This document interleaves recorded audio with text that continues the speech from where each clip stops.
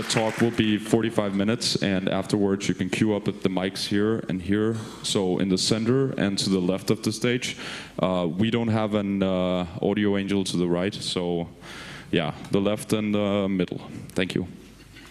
Bex. Thank you. I would like to thank you all for waking up so damn early to come to my talk, but I really appreciate it.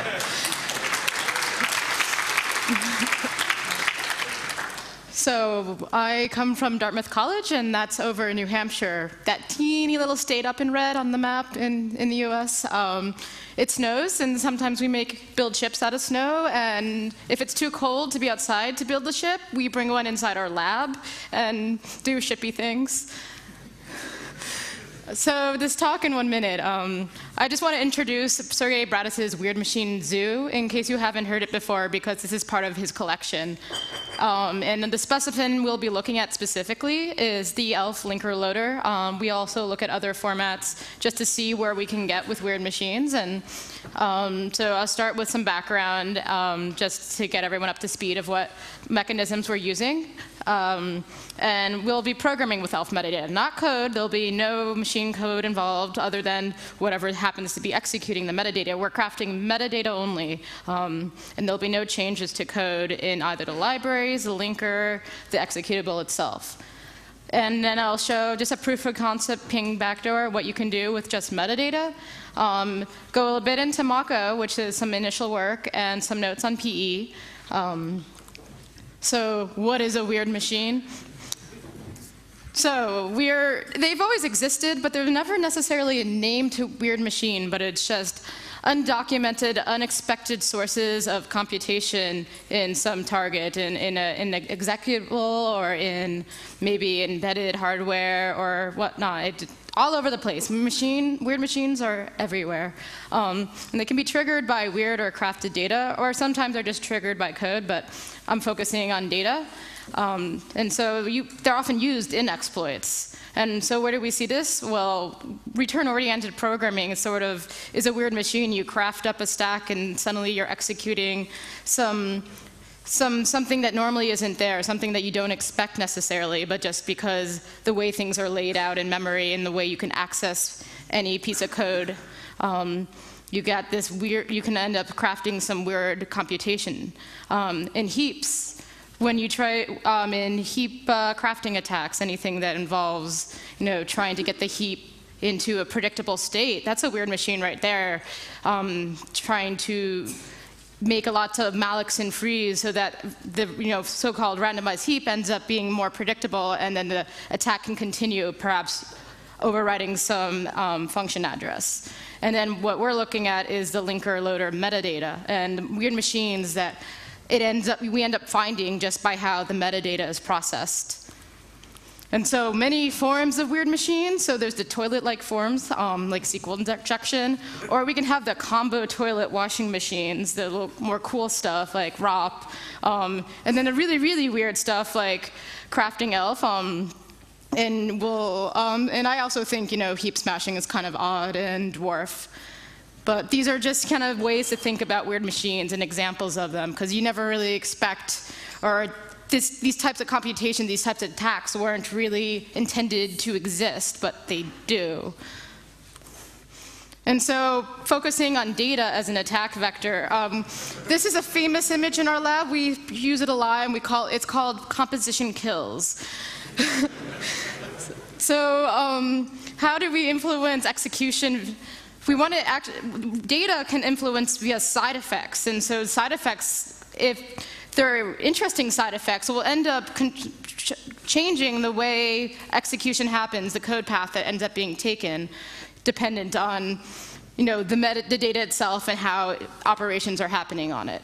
And so a simple example may be just changing the entry point in perhaps ELF. And so some other code is jumped to first instead of what normally is. Or format string attacks are pretty weird crafted data that ends up being an attack vector, or can be one.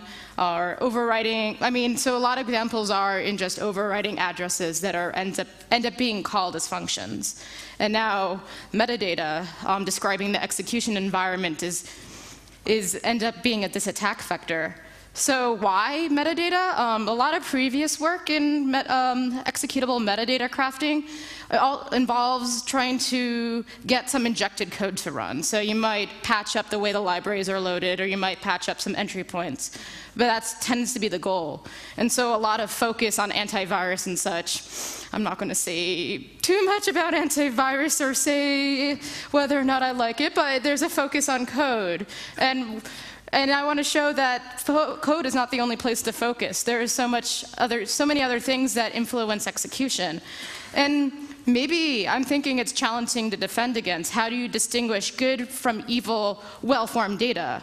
And then distinguish the expected from the unexpected, the intended from the unintended.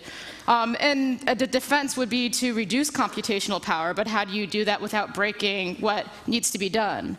So it just takes a lot more engineering and thought. So I think to defend against these metadata crafting attacks that cause weird machines or that control weird machines, program weird machines.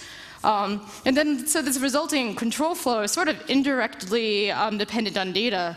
So trying to understand it takes a couple layers of indirection. And in a sense, it's kind of obfuscated because you don't just see the code that causes the weird behavior. You're looking at metadata, and you have to understand how the metadata is operated upon. And then another fun thing is, after giving similar versions of this talk, I have heard certain vendors say, oh crap, we don't sign our metadata, we only sign our code. So it's good to know what else can be done. So you can really ensure that whatever executable or whatever you want to sign you don't have unintended differences because you signed the wrong things. So here's our case study of some specimen in the weird machine zoo using ELF metadata as instructions. And I'll start with a small crash course in ELF, focusing on just what we need. So what is it? It's how the compiler components communicate. It's what I like to say. These different ELF files are, say, if it's an executable, it's the linker's love note to the loader. It's all the data that needs to be known to be up so the next component in the tool chain can properly do its thing. So just to think about this tool chain I'm talking about, we start with source code. We invoke GCC and get an ELF object, which is a relocatable file. And then you run the static linker among different object files, perhaps, and end up with an executable, or you can end up with a library. And then the part that I'm focusing on is when this executable is being loaded and other libraries are being loaded before it's run, before the entry point of this executable is jumped into. And so there's a lot of different components to ELF files, and I don't want to waste your time. I will only look at symbols, relocation entries, and dynamic linking, because those are the three things that we work with, the three types of metadata. So symbol tables.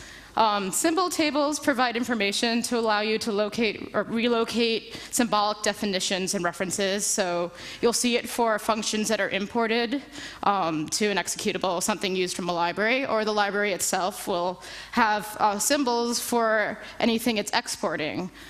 So an example in libc is these are some values that are actually what compose the symbol. And so standard in has an entry, and they specify it's a type object. They give a size, meaning it depends how size is, what this is and how size is interpreted, but there's different meanings depending on a lot of context in how the symbol is processed. But then maybe, standard, and I said it's function, it's not function. It's just a value, but put C as a function, and so it's represented a little differently in the symbol table. And this is for AMD 64. This is how these references, these structures look. There's usually there's a pointer to a name. Sometimes the name is just empty. There's some, meta info about this, whatever this symbol is or what it's representing. Some value usually used during relocation, and a size, and so forth. So just lots of little metadata to help with this linking and loading process. And so for relocation, there's metadata used to describe how things should be patched during loading or during linking. So for AMD64, we get an offset. So where should we write the address to? Info, which tells what type of relocation entry it is. And that will actually, the way the addresses are patched will be dependent on both the type of the relocation entry and the symbol if the relocation entry refers to a symbol. And an indent, which extra values can be added in. So the dynamic table is a metadata that's used pretty exclusively by the runtime linker and loader. It's this one-stop shop to know where everything is, everything that needs to know about the executable or the library. And it's really just a table with types and value pairs. And values often point into other tables. So ones that are interesting are this rela and rela size, which just points to the table of relocation entries and specifies the size. And then we have one that points to the location of the symbol table, so that it knows where the symbol table is. And these things, including the rest of the ELF file, are in entirety loaded into memory at runtime, so that it's available later on, and so that it can be used later on. So the GOT and PLT are essential for our lazy linking, for our linking in the function during runtime. So there's an entry for each function that needs to be linked in both the GOT and the PLT. The first, two of the slots of the GOT have some special data. So one points to the link map structure, which is this type of structure. This structure is where the loader and linker keep all the information it needs of the environment. And then the second one is just an entry point into the dynamic linker, so that when a symbol needs to be dynamically linked, it knows where the code is that actually does the linking. And then the PLT, and so the other GOT entries have, it's either an address to the function itself if it's been patched, or the address to the top of the PLT. And the PLT works with the GOT to end up either invoking the LFI fixup or the library function. And if the top of the PLT contains the instructions and end up invoking DL fixup. Otherwise, the GOT entry will work with some specific entry in the PLT table just for that function. So this is sort of a crash course in the memory layout. So everything got loaded. At this point, we're assuming all the libraries are loaded too. So at the top, typically, if there's no randomization of the executable itself, which I rarely see the executable being randomized, it's always mapped to the same spot. And the red I have is read execute. Yellow means read only, and green means read write. So typically, well, always, the executable code is mapped into read-only. And so everything for executable in the text section, which is where the code is mapped. And then after it, you'll find read-only data that the executable might need, and also read-only data from the ELF metadata mapped into that portion. And so relocation entries and symbol table entries are typically mapped there. And then we have information mapped from the dynamic table mapped into write space. And you see similar segments for all the libraries. You'll have a text segment, you'll have a data segment, and then you'll have another data segment that's read-write. And an interesting library is the loader itself. That is also mapped in. And one thing I want to really focus on is within this, there's a read-write table that actually has data on all the libraries that are loaded. And this link map structure is what keeps track of data needed for each library. So you'll see the base address for the library, you'll see pointers into the dynamic table, and you'll see they have, it's a doubly linked list, so they point to their neighboring link map structures. And the order in which these are located or pointing to each other is actually the order in which symbol lookups are done. So this kind of ends the general part of ELF.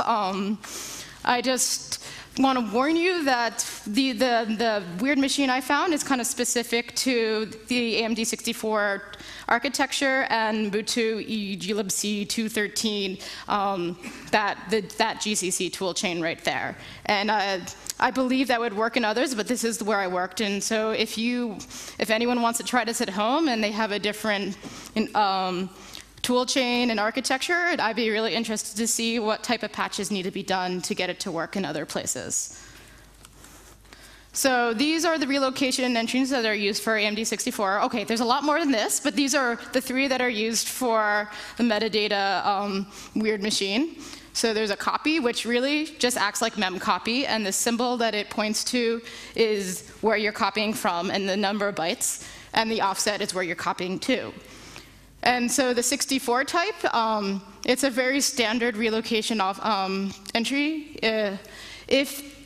If there's a base, so base means wherever the object, the whole library or executable is loaded. And that will add it to the offset. And from there, we'll write the value of the symbol plus the addend that's specified in the relocation entry, plus if the base, if, again, it's not loaded at 0. And the relative type of entry is actually doesn't work with a symbol. It just, you specify an offset and you specify a value to write into the offset.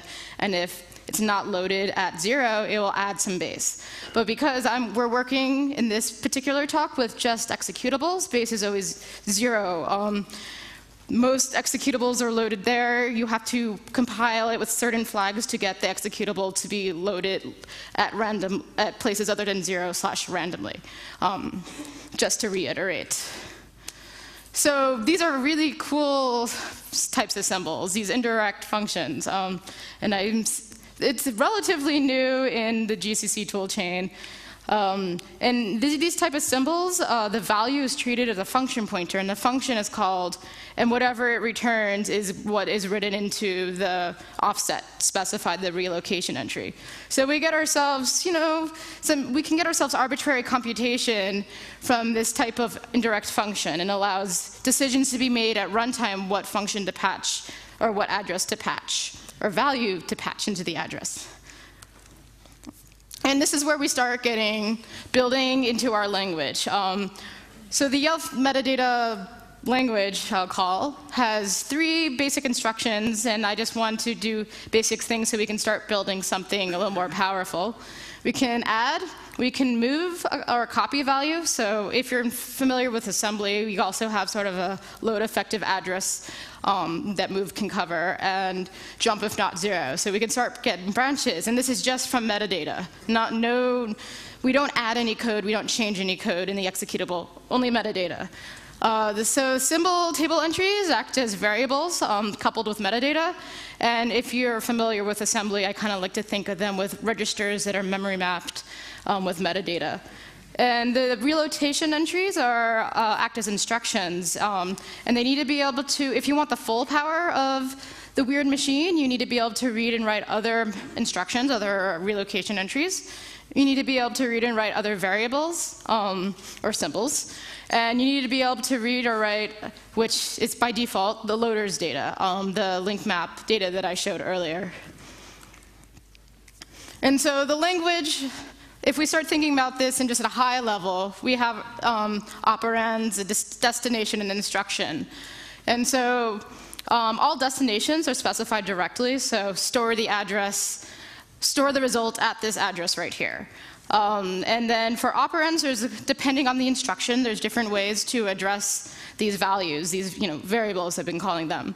You can either specify the operand directly, so right in the relocation entry, right in the instruction, you just say, this is the value. Or that value could be a pointer, so I'm calling that direct. If the relocation entry works with a symbol, I'm calling that a variable. So inside the relocation, there will be an index into the symbol table. And from there, you'll look at the value of the symbol, and that gets written. Or I'm calling variable indirect. So the symbol that the relocation entry works with has an address. And from that address, you read the value out. So this is how we implement move with relocation entry. And this is one of the simpler ones. It doesn't use symbols. So we're going to look at this first. And just to the left, I just listed addresses in memory, and I made these up. But just so we can start looking at something a little more concrete. The green at the top is just what the relocation entries look like that implement this instruction. And the gray is just more regions of memory that we're operating on. So in this example, we're going to look at moving a direct value 4 to, moving an immediate value 4 to something that's direct, so we specify the address. And this is done with a relocation of entry of type relative. So it doesn't actually use a symbol. You specify the offset, so where to make the move. And then the addend is specified directly into the relocation entry. And finally, at the end, it's copied. And with proper endianness, I just put that as a note. It's just easier to read this way. But this, you have the endianness does take is actually followed during these copies and moves, and they're treated as 64-bit values by default. There's some that work with 32 bits, but we won't look at those. So the move instruction, to do sort of an indirect move, sort of a load effective address, the destination is directly specified, and the value is indirectly specified. So the variable, the variable, which is the symbol, its value is an address, and from there you look up what to move. So this sort of indirect move, and our example is we're moving whatever from foo. I'm just naming a symbol, but really it's going to, in reality, it's an index into the symbol table. But let's work with names. And so those are sort of the other fields. The value here is beef. The shindex we're going to ignore. It's not looked at. And then size 8, which is used.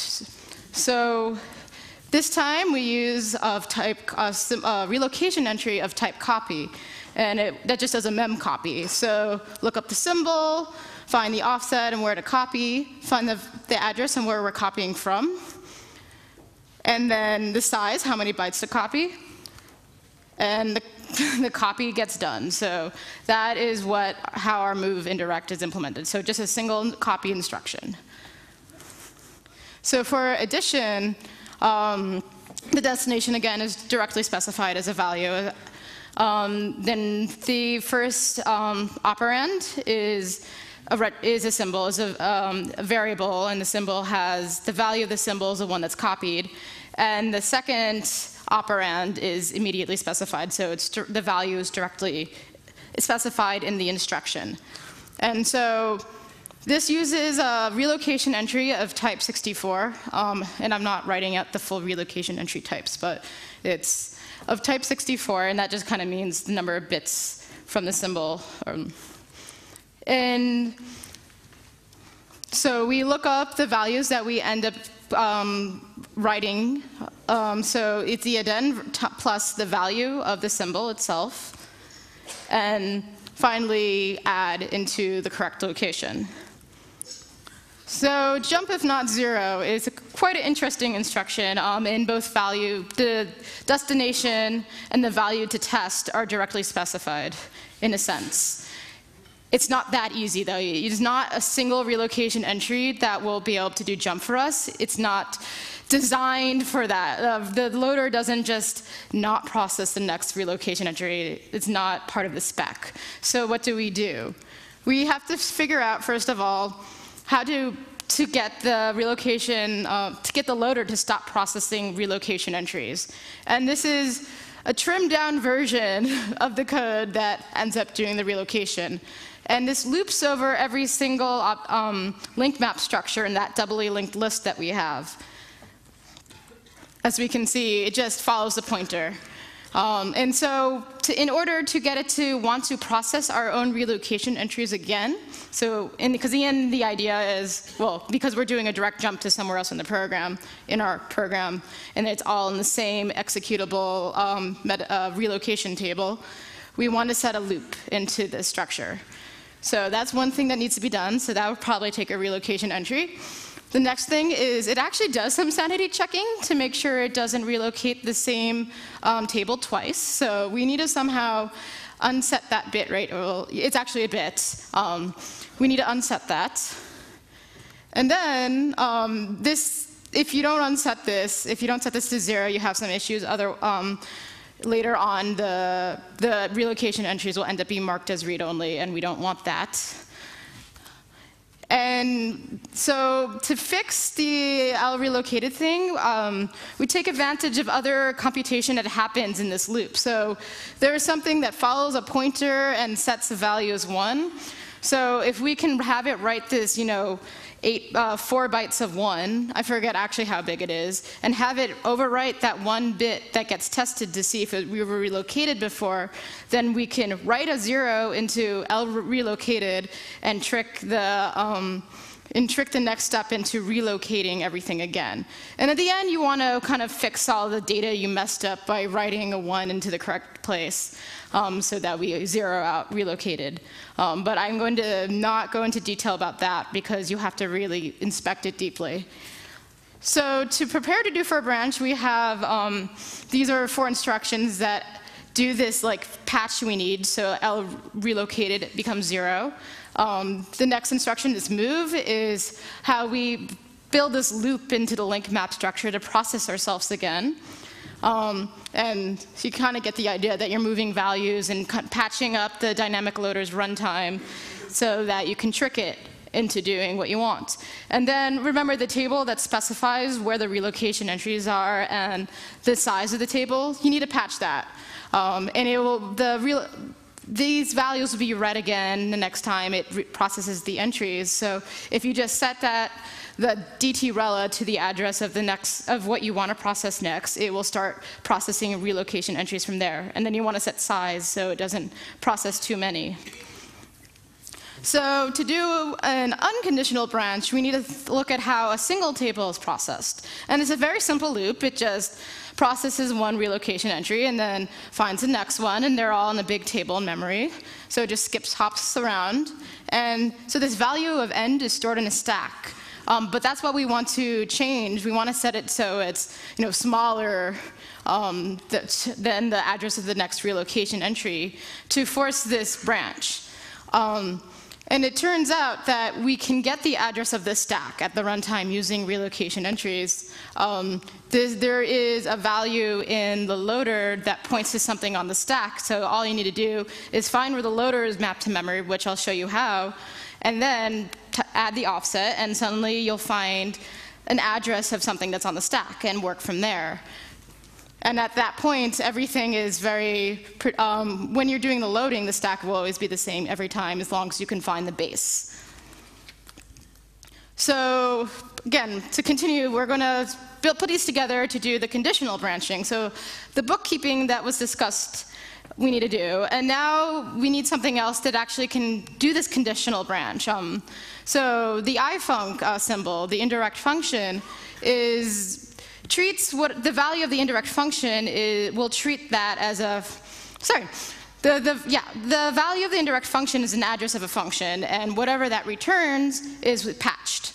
So we need to find something that returns 0, so we can actually write 0 to end and stop all processing of relocation entries. And there's this nifty trick that ifunc is only treated as an indirect function if that random shindex thing, if that's not 0, and that's just another field in the symbol itself. So if we can set that, if we can have control over this this field right there, we can force this conditional branching. And I'll show exactly how that works. But first thing you need to do is just move the value you want to test to the location of this shindex. And then finally, this is what things will start looking like. You have this indirect function, you just copied some value to this index, and it doesn't really matter what at the moment. I'm just laying this out. And let's imagine that this value of this symbol points to something just returned 0. So that's at the address I listed, F0020. And then the relocation entry itself, offset, will point to wherever end is on the stack. And we can set this up during runtime. And so, return 0. So let's suppose shindex is 0. How does this entire thing pull together? Well, we use a relocation of type 64. We get the correct offset. So we copied some value to test, and that's 0. And again, we look And we realize shindex is 0, so ifunc is not treated as an ifunc, and it just copies the value of the ifunc over. And it turns out that you can find something that will return 0 that is at a higher address than relocation entries. So we will not break out of this loop. We'll keep on processing. And you can just fix up the value of end after all this happens as your next step if processing continues. And now if shindex is 1, we end up treating this function that it calls, the indirect function is actually treated as such. So suddenly 0 is returned and written out into the location specified by the relocation entry. And so this is how we get the conditional branching. Suddenly 0 is less than the next relocation entry, so we must stop. And once you stop, you have to end up wiring things that the address in which you set the dynamic table to will fix things up again before it continues processing. So there is lots of components of this branch that I'm not going to go into detail to, but there is code available. But before that, there's some other nifty tricks we can do. Not just beyond just having Turing complete computation, arbitrary computation out of just relocation entries. Some interesting things to do with it without the Turing completeness actually is we can just look up libraries at runtime. So if we remember this link map structure, and remember the beginning of the talk, the address of this structure is stored in the GOT. And the GOT, address of the GOT is stored in the dynamic table. So from the very start, you know where to look up this link map structure that points to, that you can access the address of every single library from, since these structures contain the base addresses of everything. So we need 4 instructions. So this is sort of an example of how we do it. So suppose you want to get, the second library in this link map structure has something. You want to be able to locate that. So it's located at this link map in GOT. You follow the pointer to the next one, and ladder is the base adder. And you only need 4 instructions to do this, and 1 symbol. And the symbol, you initialize the symbol so that before it's ever loaded, the value of the symbol points to the second entry of the GOT. And to just run through this, we have the symbol, I'm going to call GOT, and that the value of that is just the address of where in memory you can find the link map structure. So first you do this move, which really is a mem copy, and you pull out the address of the link map structure and store it in the symbol. And now the next instruction does an add, and the address you want to add to is already in the symbol, so you want to actually look up the next field in this link map structure. And it turns out that's at offset hex 18. And so after the addition is done, you get the address of the link map, the next link map. And then you dereference again, you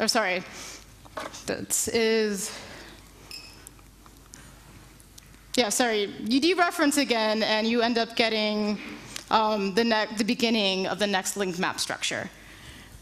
And from there, it turns out that the base address is stored at the beginning of the structure. So you do one final dereference, and suddenly the symbol you have contains the value of the base of whatever library you're looking for. And because the value in the symbol is now some interesting address, you can start using other instructions to add the address in your symbol to say some offset of a function that you're interested in. And so, just to step back for a moment and see what's really going on, just a high-level look of this is we have some executable we want to insert metadata into, and some idea of metadata we want, and perhaps a configuration. But the heresy toolkit is what we use to inject the metadata. And then we end up with some executable with crafted metadata. And then the runtime loader ends up processing the metadata and invoking this weird machine that we just inserted. So this configuration we need is actually something that can be just pulled out during compile time. The address of the GOT is fixed from, and you can look that up just from the executable. The address of a gadget that returns 0, you can just read through the file and through the code and find something that does that, or the machine code. And then the location and value of some of the dynamic table entries can be found at compile time, I'm calling. And the data collected by instructions at runtime is the base address of the loader and others. And so at the very beginning, you'll have a set of relocation entries that can hop through everything and find where the loader is so that you can start locating link maps. Well, so you can start locating anything you're interested in the loader. And you actually need a loader to figure out where the stack is because there's a static variable in there that points to something on the stack. And so I'm going to do a little demo. So using this hopping that we did to look at the link maps, I'm going to get ping to run as root. And it already runs setuid. And we used the Ubuntu's inetutils version 1.8. It just happens to be the code I pulled down. And it has some weird use scenario where you can specify in the command line -t in a string. And it's some type. And in the code itself, it does some string case comparison between the string and some string that is static. But the first parameter is something that you specify directly on the command line. So the idea is to, instead of having it call stir case comp, have it call exec, and suddenly you have control. You can specify on the command line some file for it to just start loading and running. The second thing you need to do, so you write relocation entries that find where libc is, and from there you can add the known offset to exec from the base of the library. You can overwrite the GOT entry for stir case comp with the address to the exec that you looked up during runtime. And then you want to overwrite setuid's entry with something that just returns. So we can have it not, it runs as root and then drops later to continue the rest of the execution. We want it to not drop out of root privileges. And setuid is how it gets rid of its root permissions and just executes as a normal user. So we want to overwrite that in GOT with something that doesn't cause the privileges to be dropped. So, and just to show, this is the green is the metadata we added. There's like maybe 8 entries, and that does everything we need. And also a single symbol, which points to the GOT. So since the demo effect always bites me, and probably will, I have this pre-recorded. So ping backdoor, this utility, is what I wrote up that will create the relocations you need and insert them into the executable. And you also need to tell it where libc is so we can find exec. So we can see here, it's just locating everything we need, the address the offset of exec and the GOT entries we need is all figured out right then at compile time. And so here is what ping looks like, the usage. And there is this -t thing that we're going to be using.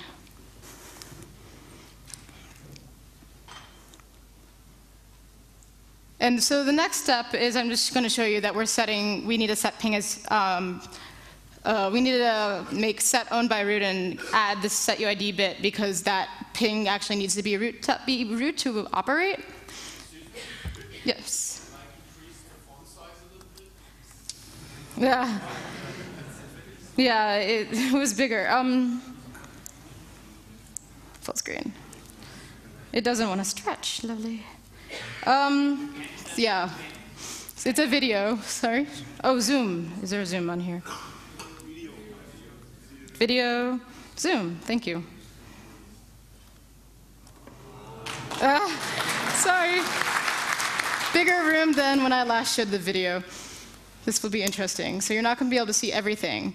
But without, so this is the, this backdoor is only invoked when the -t and some files given to it, something to execute, because that's how we overwrote this this string comparison thing, and that's only done when -t is specified.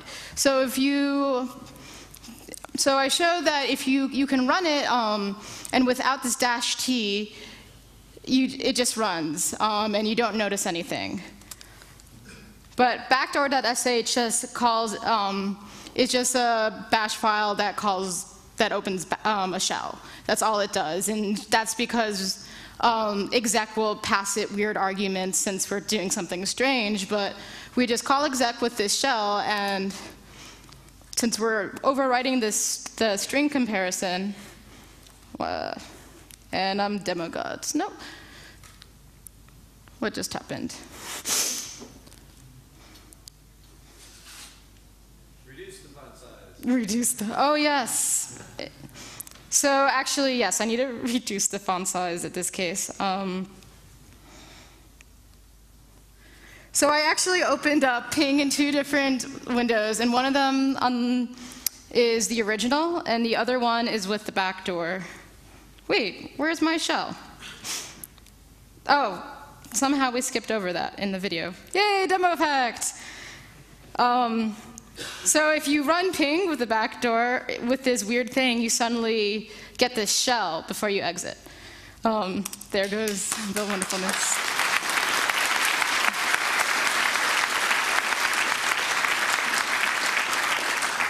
So the rest of this video, which I'm not going to show actually, because you won't be able to see it anyway, but it shows that the code is not changed, only the metadata. That's it. So but if you hash the two, you'll get different hashes, because they're different files. But it's only the metadata that's different, not the code. And that's the cool part about playing with metadata. Whoops. So read the fucking code. There is on GitHub a repository that contains a brainfuck to ELF compiler. So you give, if you're familiar with the language brainfuck,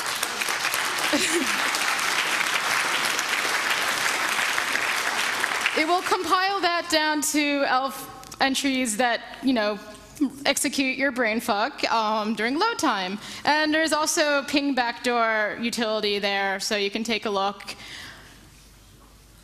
And so now I want to move into Mako. There's some cool things over here, and if you're not familiar with Mako, it's the executable and linking format for OS X and iOS. So if we can do something interesting with that, let's go for it. And so I built a proof of concept exploit. It's very simple because it's preliminary work, but I think it's very much worth showing because I don't see much out there currently about Mako other than some very high-level things. So it's very similar to ELF on how it processes things to an extent. The metadata is structured very differently. Well, the metadata is structured very differently. And it also differs about how it processes relocation, when it does. And maybe it seems like it might be a little more powerful. We'll see. But again, we already have Turing complete, arbitrary computation with ELF. But I think there's some really interesting things that we might be able to do with Mako, and I've done some. So the relocation entries of Mako come compressed. I don't really think it's much shorter than these fixed size entries that we have, but so it goes. And similar to ELF, there's code that gets mapped, there's data that gets mapped, and so forth. So these are in different segments. There's one that's mapped at runtime that has no permissions. Text is the code. It gets mapped read, execute. Data gets mapped read, write, and link edit, which has all these relocation entries and symbol information gets mapped read only. However, you can change that just with a simple change in the metadata itself, because the metadata specifies how to load this segment. And so here's an example of relocation bytecode. And this is from Mako viewer, is what I'm using to view this. And there's not too much that parses it to this extent. But so these are a bunch of opcodes. And there will be a pointer to where you should start processing these opcodes during relocation time. And also, they call relocation binding most of the time. And there's lazy binding and binding that's done during load time. But this is what some of the bytecode looks like. You'll have an instruction that says, so the relocator, the binder, keeps the metadata around, and you set it up, and then it will, based on this data, it will make the relocation. So this metadata I'm talking about is, say, the segment that you want to bind, the offset, the symbol name, all the information you need to do a relocation is sort of set up by these opcodes, and then you say do bind, and the computation is performed. So here's an example.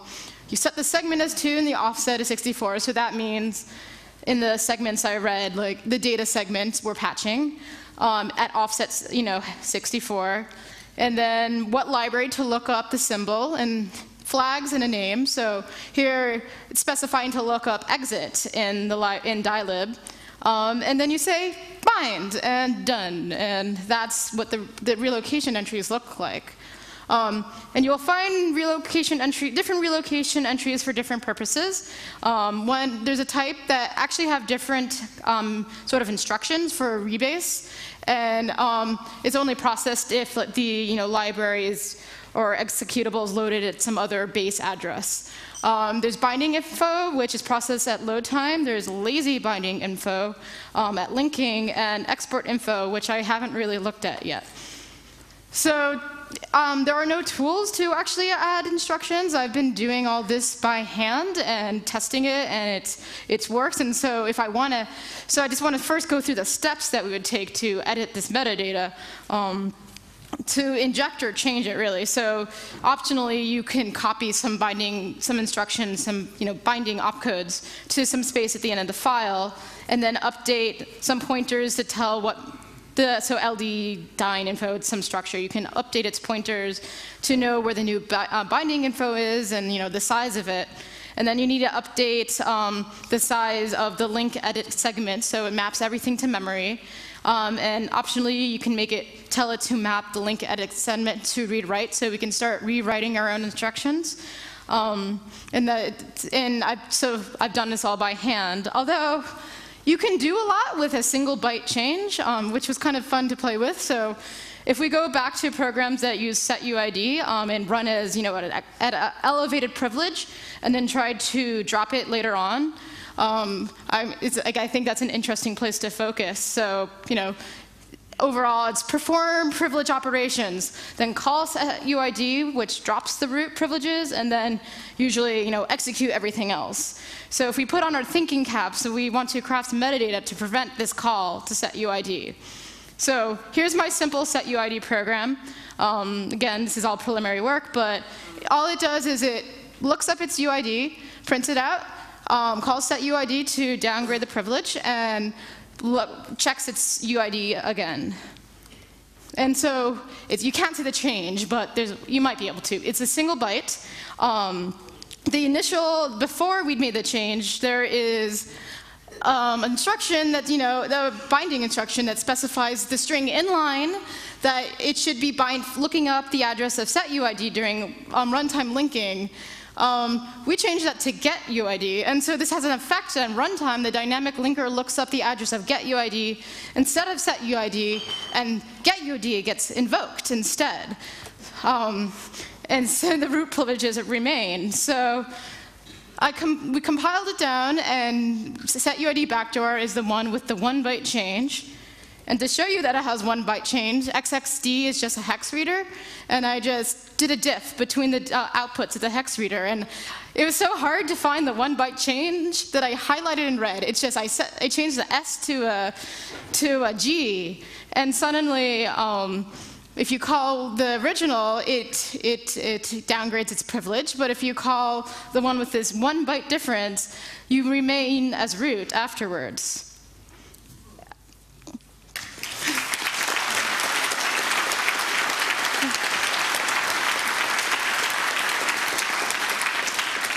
And I'd love to try this with something real, but this is preliminary work, and I'm still trying to build up the right tool set and so forth to do things that are a little more complex. And of course, if you have suggestions of debuggers for linkers, loaders in OS X or iOS or any methods, come see me. I'm definitely interested in hearing of what people think work. So some quick notes at PE. I want to look at it a little, but I think there's still some great examples of metadata weird machines there already. So if you're not familiar with Scape's locreate and published in Uninformed, it uses relocation entries as an unpacker.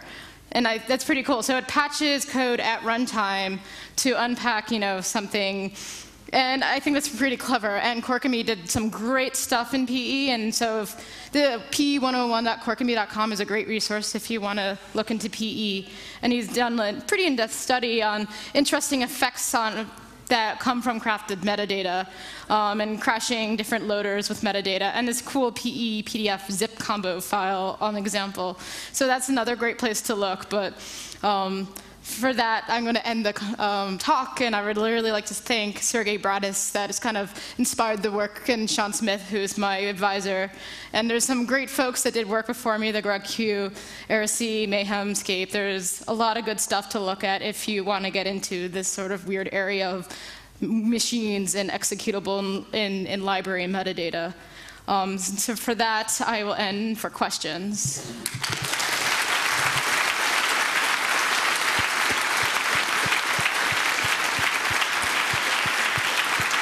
Thank you, Bex. So for questions, please line up at the microphones in the middle or in the left here from the stage. If you're leaving during the question and answering session, please respect it by leaving quietly. Thank you. First question from the middle. Yeah, first of all, thank you for your talk. Great pictures as well. Definitely emphasizing on the weirdness. Thank you. I was wondering if there is any protection mechanism in the kernel that would inhibit messing with the metadata. Well, it's kind of interesting you bring it up. We're looking, our lab is looking into something that will do that too. So really, one of the major issues is that anything mapped into memory space can access anything. Like code can access anything within a single process's memory space. And so we're exploiting that here. And also that the loader allows weird things to happen. Like normally I'd imagine a relocation entry shouldn't be patching itself, but it's allowed. But for the kernel side things, if we can start enforcing page level permissions, maybe this code cannot execute that. This is work that we have done in our lab and presented before, and it's called, what do we call it? ELFPAC.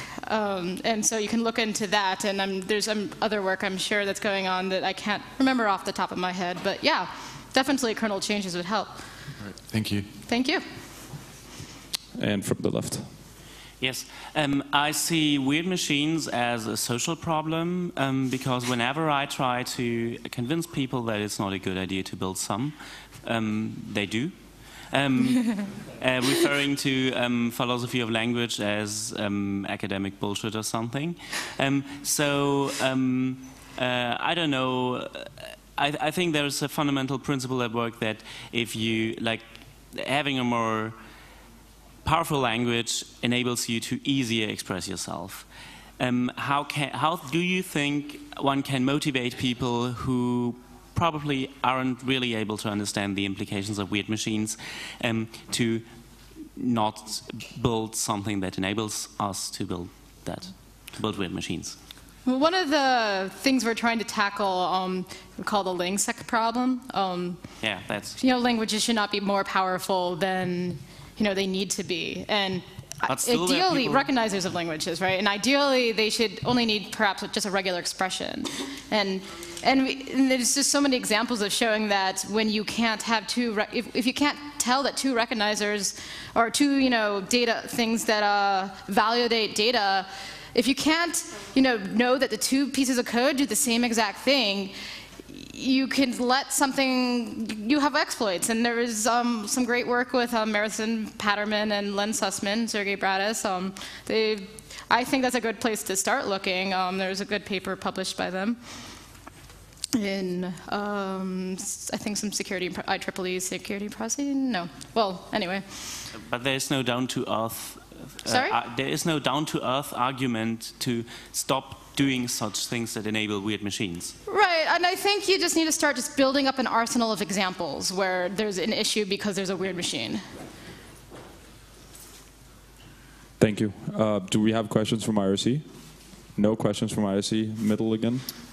Hi, Rebecca. Thank you very much for your talk. It was very fascinating. Thanks. I was wondering if there's any directives inside of the inside of like the ELF metadata that can enable you to reload or overwrite something outside of the metadata, like maybe something in the text section or something like that. Anything that's writable, yes. Excellent. Absolutely. Awesome. Thank you. From the left again. Hi, is there a simple way from the linked list of shared objects to list all the shared objects loaded in all running processes at once without doing something like iterating over the procs file system, proc speed maps? Well, this particular linked list exists in the process's memory, so it doesn't necessarily have the ability to traverse other processes in memory that are loaded. So you basically always have to iterate over all the processes and their maps and their... Yeah. Okay. Thank you. From the middle again. How well does this play together with protection mechanisms like address space, layout randomization, or stack canaries to protect LDSO itself? So I've shown that we can locate, as long as there's some way of locating this link map structure, which if the executable itself is not randomized, it doesn't matter that we can locate all the libraries. So I was showing the ping example, ASLR was enabled. It was just ping itself was mapped, to the same location. So it was not, what's it called? PIC code. Blanking on what that stands for, but unless the executable itself is not randomized, and even if it is, I don't have a reason to believe that this won't work. I just haven't looked into that yet. So, I mean, the metadata needs to be able to locate something. It needs to be able to locate itself. It needs to know where to patch. So, as long as you start crawling those substructures, you at least have data information over that. And especially within a single process, everything is mapped relative to each other. So. The code, you're not going to have like randomization of like space within. Well, I haven't seen it yet, and maybe it will be done in the future. But the text segment within a single object is always like within the same space of a data segment, and so you will always have that until someone starts patching segments and randomizing those. But you still, when you relocate, you need to know where everything is, at least for that particular executable. Or you need to be able to locate the other libraries which to patch. Otherwise, you're not going to be able to link. Thank you. IRC? You need the mic, right? Here you go. All right. Thank you very much. There are actually two questions from the IRC. First question would be whether it is sufficient to use linker and loader to fix this problem, or would you need to actually go and fix it in the kernel? Well, maybe, but it would help if a linker and loader did more sanity checking. That would definitely decrease things. But in the end, it still needs to patch things that address, food. Like in the end, it needs to be able to do its job. So in just being able to patch things that you need, I don't see how I can really. I think it's a very hard problem.